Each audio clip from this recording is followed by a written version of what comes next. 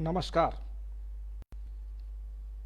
रात के 9:30 और आप देख रहे हैं special electrohomeopathic practice of medicine class का ऑनलाइन प्रसारण। मैं बस्ती से डॉक्टर श्रीवास्तव अपने सभी सुनने वाले साथियों का स्वागत करता हूं। आज का हमारा विषय जैसा कि पहले से निर्धारित है, त्वचा के विभिन्न रोगों पर हमारी एक श्रृंखला चल रही और उसी श्रृंखला के अंतर्गत आज त्वचा पर हमारा दूसरा क्लास। बात करते हैं त्वचा यानी स्किन की। स्किन हमारे शरीर की बाहरी बनावट का एक आवरण है जो प्रकृति के द्वारा प्रदान किया गया है। ये हमारे आंतरिक और बाह्य वातावरण का एक सामंजस्य स्थापित करती है त्वचा।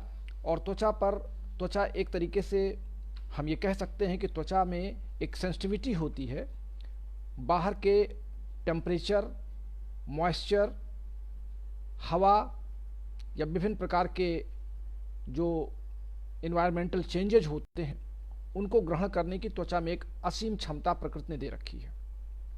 और इस कारण से बहुत सेंसिटिव पार्ट है। हमारे शरीर में त्वचा प्रकृति ने दो तरह की बनाई है, एक रफ स्किन और एक सॉफ्ट स्किन। जो सॉफ्ट स्किन है वो हमारे चेहरे पर, हमारे हाथ पैरों के ऊपरी पार्ट में, हमारी जांघों के आसपास, हमारे एनस के आसपास, हमारे माउथ आर्गन के अंदर की जो स्किन है माउथ पार्ट में, जिसको हम म्यूकस मेम्ब्रेन के नाम से जानते हैं। स्किन जितना भी बाहरी आवरण का त्वचा है, जैसे हमारे नाक की दो स्किन है, एक ये आउटर स्किन है और एक इनर स्किन है। इसी तरीके से हमारे ओंठ का ये आउटर स्किन है और इसके अंदर का एक इनर स्किन है। हमारे ईयर का आउटर और इनर स्किन है। लेकिन हाथ पैर जांघ में या हमारे पैरों में ये केवल आउटर स्किन दिखाई पड़ता है। हमारे जो तलवे हैं हाथ पैर के ये रफ स्किन पार्ट हैं, पैर के तलवे रफ स्किन पार्ट हैं। और इन रफ स्किन में और सॉफ्ट स्किन में जो डिवाइडेशन है प्रकृति के द्वारा, हमारे जो सॉफ्ट स्किन है ये विभिन्न प्रकार के बीमारियों से इनमें लड़ने की क्षमता होती है। और जो टफ स्किन है ये एक तरीके के निर्जीव पार्ट होते हैं, जहां पर कुछ समय तक या कुछ लेयर तक या कुछ पार्ट तक सेंसिटिविटी नील होती है, लेकिन उसके बाद जब वो टच होते हैं तो वहाँ पे सेंसिटिविटी आती है। जैसे पैर के तलवे में अगर आपको कांटा चुभता है तो कुछ जो रफ स्किन है, बाहर की जो रफ स्किन मोटी लेयर है, फर्स्ट लेयर जिसको हम एपिडर्मिस कहते हैं, वो एपिडर्मिस एक तरीके की डेड स्किन होती है। लेकिन जब कांटा बहुत अंदर तक जाता है या सुई बहुत अंदर तक जाती है तो जब वो हमारे इंटरनल लेयर स्किन पर पहुंचती तो हमको पेन होता है। लेकिन जो हमारे ये हाथ पैरों की स्किन है, यहाँ पर ये सॉफ्ट स्किन है, यहाँ पर हमको अगर पिन चुभो दिया जाए हमारे गाल पर या नाक के आसपास या पैरों में तो हमको पता चल जाएगा, हमारे जांघों के आसपास या हमारे हिप्स पर, यहाँ पे हमको पता चलता है। अब हम बात करते हैं कि स्किन से संबंधित जो त्वचा से रोग, हमने आपको एक रिंग वार्म अपने पिछले क्लास में बताया था। आज हम आप चर्चा कर लेते हैं स्कैबीज की यानी खुजली रोग की, क्योंकि ये एक तरीके का जिसको हम कह सकते हैं कि ये इन्फेक्शन डिजीज है। और इन्फेक्शन डिजीज यानी संक्रमण रोग जो एक दूसरे से फैलता है। अब एक दूसरे से फैलता है तो इसका मतलब ये होगा कि हमको टच ऑफ स्किन, एक दूसरे के त्वचा का संपर्क हो या एक दूसरे के त्वचा पर संपर्क बनाने के लिए एक दूसरे के कपड़े का इस्तेमाल किया जाए।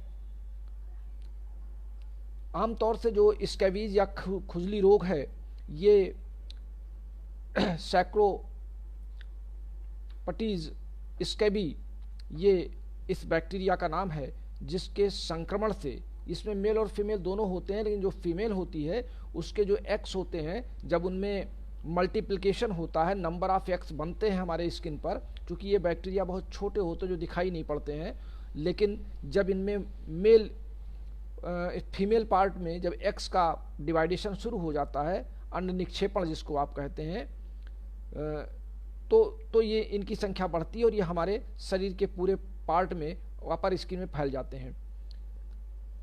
अब चूंकि हमारे बॉडी की जो इम्यूनिटी पावर है, जिसको हम प्रतिरोधक क्षमता कहते हैं, बॉडी की स्किन हमारी प्रतिरोधक क्षमता का एक जीता जागता उदाहरण है कि हम अगर बीमार जल्दी जल्दी पड़ रहे हैं विभिन्न प्रकार के टेम्परेचर चेंजेस से, जल्दी हमको सर्दी हो रहा है, जुकाम हो रहा है, हमको खुजली हो रही है, हमको फोड़े फुंसी हो रहे हैं, तो ये हमारे बॉडी के इम्यूनिटी पावर को डाउन, यानी स्किन की इम्यूनिटी पावर के डाउन होने के संकेत हैं। अब स्किन अगर हमारी इम्यूनिटी पावर में स्ट्रांग इम्यूनिटी पावर स्किन की है तो हमको इन रोगों से हम अपने आप को बचा सकते हैं। आमतौर से खुजली में छोटे छोटे दाने निकलते हैं।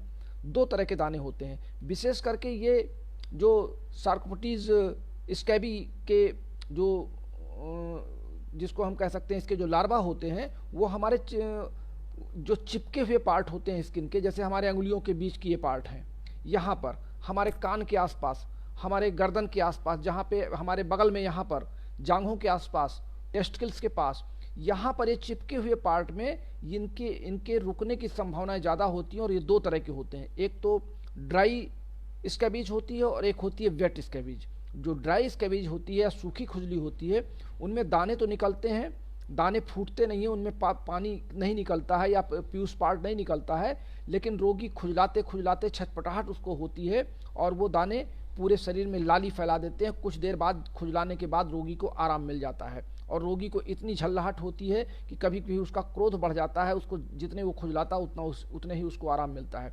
कुछ देर बाद इसकी जलन खुजलाने के बाद शांत हो जाती है। जो वेट स्कैबीज होते हैं, इनके दाने निकलते हैं और स्वतः जरा सा हल्का सा हाथ लगने पे ये फूट जाते हैं और इनका पानी जहाँ अगल बगल इनके जो प्यूस पार्ट होते हैं वो जहाँ अगल बगल लगते हैं वहाँ पर ये फैलते चले जाते हैं। और इस तरीके से अगर वहाँ पे हमने किसी तौलिया से हाथ पोंछ लिया या किसी रुमाल से हाथ पोंछ लिया या किसी का कोई कपड़ा हमने इस्तेमाल कर लिया, किसी की शर्ट बनियान या चद्दर ओढ़ लिया या हमने बिस्तर उसका इस्तेमाल कर लिया, तो उस पर जो उसके लार्वा होते हैं स्कैबी के, वो हमारे शरीर के बॉडी पार्ट के हमारे स्किन के छिद्रों में प्रवेश कर जाते हैं और फिर अपना जाल फैला लेते हैं। तो ऐसी दशा में हम ये मान सकते हैं कि इलेक्ट्रोहोम्योपैथी में स्कैबीज रोग पर नियंत्रण करने के लिए हमको बॉडी के इम्यूनिटी पावर और स्किन और उसके आसपास के ऑर्गन की फिजियोलॉजिकल पॉइंट ऑफ व्यू से औषधियों का चुनाव करना पड़ेगा। चूंकि बात त्वचा संबंधी है और त्वचा हमारा एक्सक्रेटरी ऑर्गन माना जाता है। एक्सक्रेटरी ऑर्गन मीन जो स्किन को हमने अपने जो हमारी बुक में पार्ट लिखा गया है L2, L3 और CNS का, वहाँ पे हमने स्किन को एक्सक्रेटरी ऑर्गन के ग्रुप में लिया है। चूँकि ये स्वेट को एक्सक्रेट करता है, पसीने को निकालता है, बॉडी के अपद्रव्यों को बाहर निकालता है, सोडियम क्लोराइड को बाहर निकालता है, तो स्किन एक प्रोटेक्टिव लेयर का काम करता है, बॉडी से जो अपद्रव्य होते हैं उनको बाहर निकालने का काम करता है। अब जब किन्हीं कारणों से हमारे बॉडी की इम्यूनिटी पावर डाउन होती है तो बाहर के स्कैबीज आकर के हमारे स्किन के छोटे छोटे छिद्रों में अपना आक्रमण फैला देते हैं। हमारे कई साथी इस पर सवाल करते हैं, जो अन्य चिकित्सा पद्धतियों के साथी हैं, कि इलेक्ट्रोहोम्योपैथी में ये कहा जाता है कि लिम्फ और ब्लड, दैट इज जो इम्प्योरिटीज होती है लिम्फ और ब्लड की, या परसिस्टेंट चेंज होता है या स्टडी स्टेट उनका डिसबैलेंस होता है तो रोग हो जाते हैं। फिर विभिन्न प्रकार के रोग लिम्फ और ब्लड पर ही आधारित कैसे हो सकते हैं। अब जैसे स्कैबीज के बारे में हम चर्चा कर लें। हालांकि आज से हमारे साथियों ने कहा था कि सिर्फ 15 मिनट में अपने क्लास को सीमित कर दिया करिए, तो मैं आज प्रयास कर रहा हूं कि 15 मिनट में ही सीमित करने का ये एक उपक्रम बना रहा हूं। तो लिम्फ और ब्लड, हमारे बॉडी के हर पार्ट में लिम्फ और ब्लड का एक सर्कुलेशन है।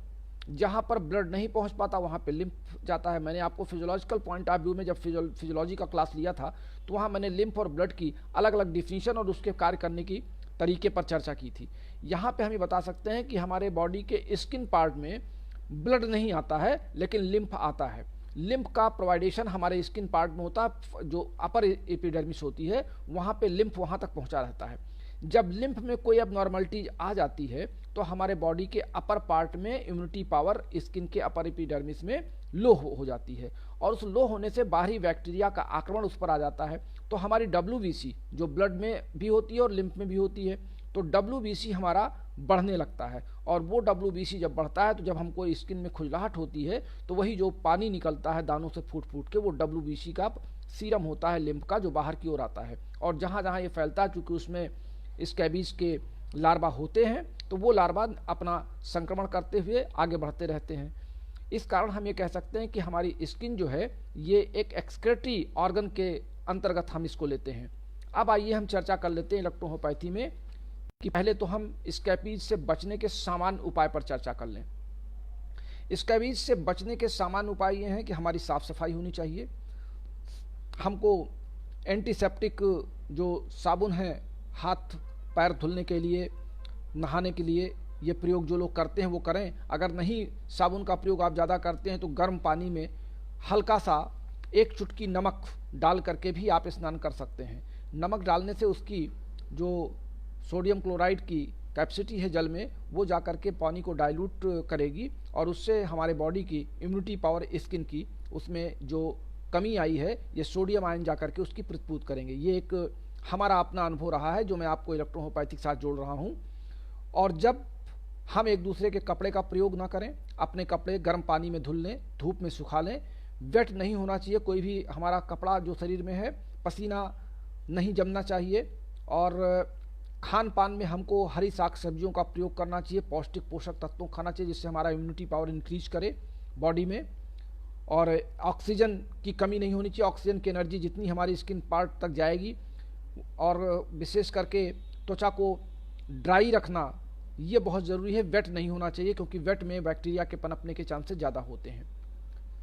इलेक्ट्रोहोम्योपैथी में औषधियों की जहाँ तक बात है, आइए हम औषधियों पर चर्चा कर लें।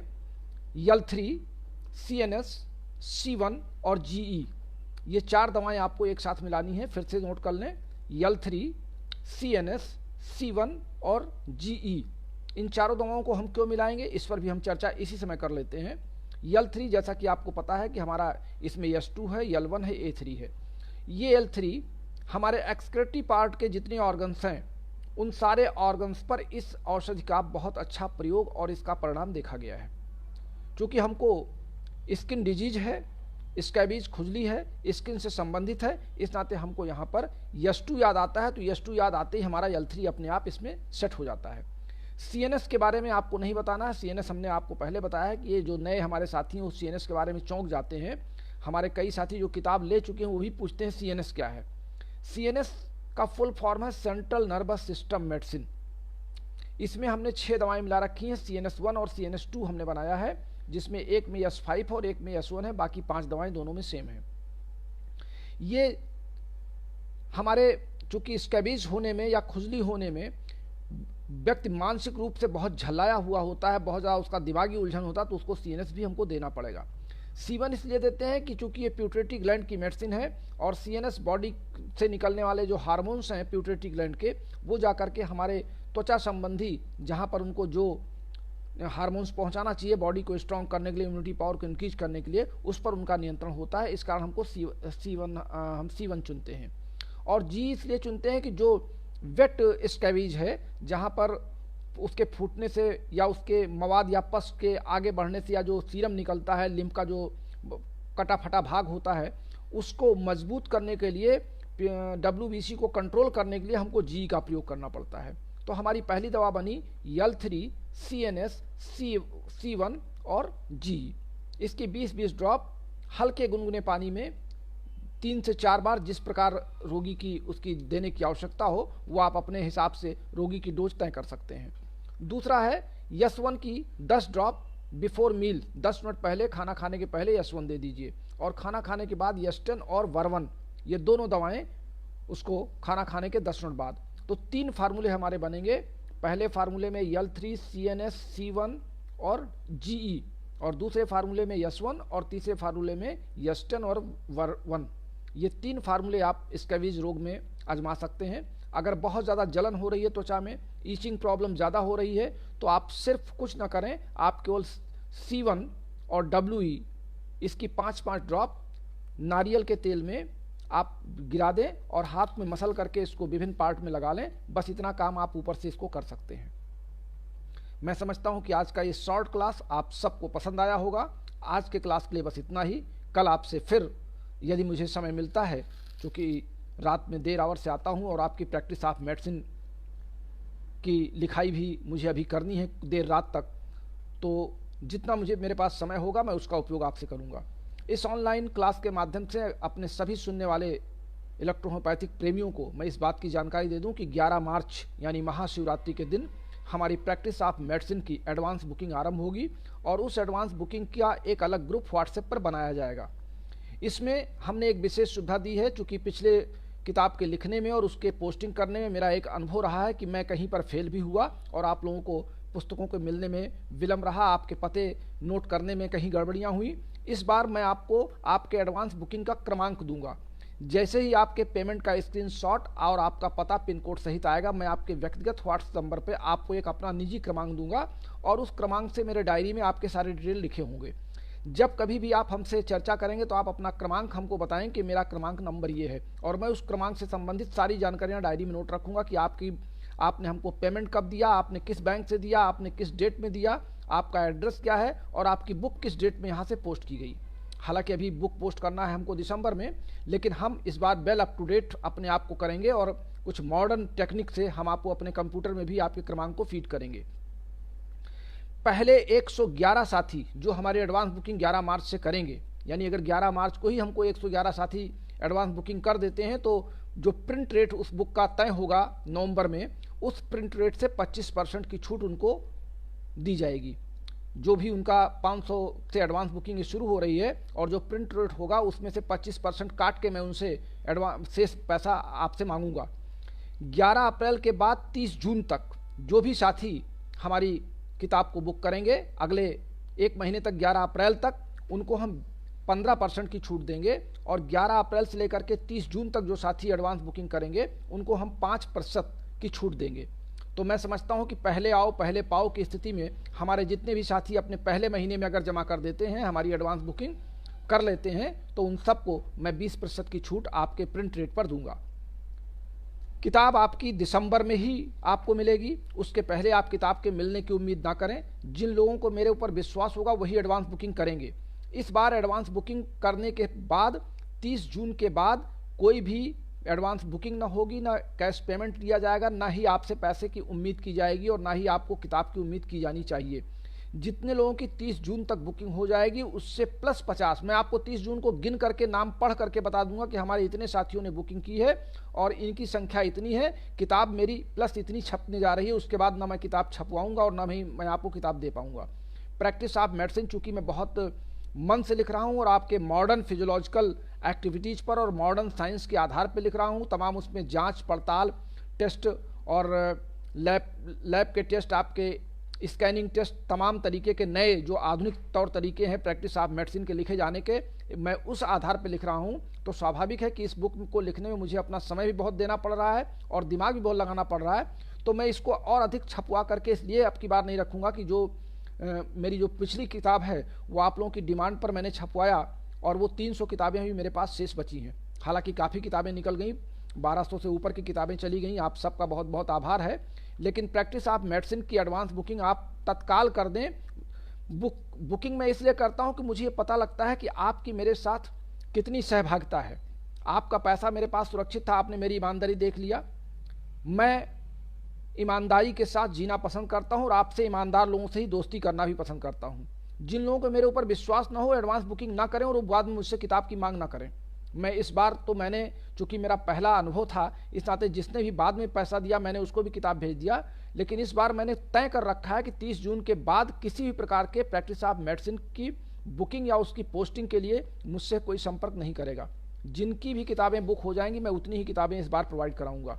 आप सबका बहुत बहुत धन्यवाद। इस रात में आप सब इस समय लगभग 50 से अधिक लोग ऑनलाइन क्लास में हैं मेरे शॉर्ट नोटिस पर। आज हालांकि मैंने समय आपको 9 बजे दिया था और मैं खुद भूल गया थोड़ा सा अपनी व्यस्तता कारण। फिर मुझे याद आया, एक साथी ने लिखा कि सर क्लास स्टार्ट नहीं हुआ, तो तुरंत मुझे याद आया कि मैंने 9 बजे लिख दिया था, तो मैं फिर 9:30 बजे आपके बीच आ गया। आप सबका नमस्कार है, आप सब हमको लाइन पर दिख रहे हैं, आप सबको बहुत बहुत धन्यवाद। अभी मैं आपके सवाल पढ़ने के बाद आपके जवाब फेसबुक पे दूंगा। तो कल तक के लिए एक बार पुनः आप सबका आभार, नमस्कार, शुभ रात्रि।